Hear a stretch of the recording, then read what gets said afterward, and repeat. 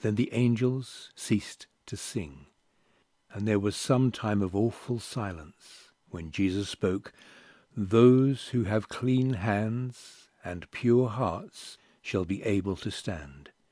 My grace is sufficient for you." At this our faces lighted up, and joy filled every heart. And the angels struck a note higher and sang again, while the cloud drew still nearer the earth. Then Jesus' silver trumpet sounded, as he descended on the cloud, wrapped in flames of fire.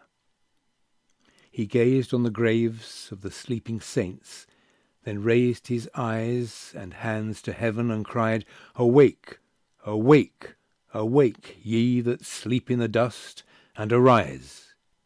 Then there was a mighty earthquake. The graves opened, and the dead came up, clothed with immortality. The 144,000 shouted, "Hallelujah!"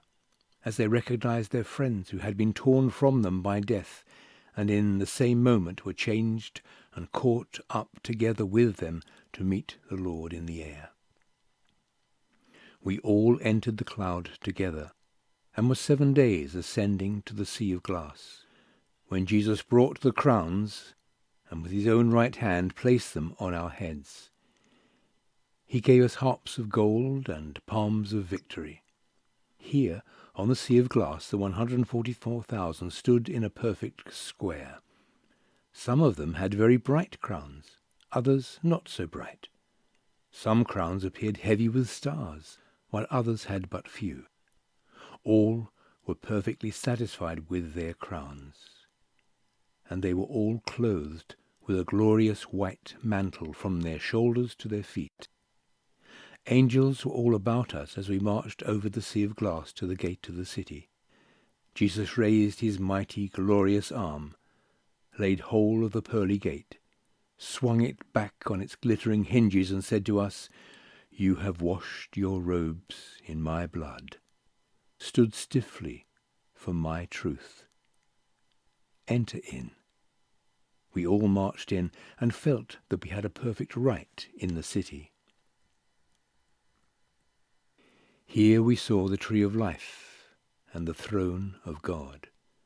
Out of the throne came a pure river of water, and on either side of the river was the tree of life.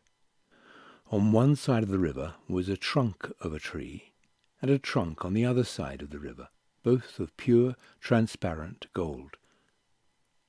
At first I thought I saw 2 trees. I looked again and saw that they were united at the top in one tree. So it was the tree of life on either side of the river of life. Its branches bowed to the place where we stood, and the fruit was glorious. It looked like gold mixed with silver.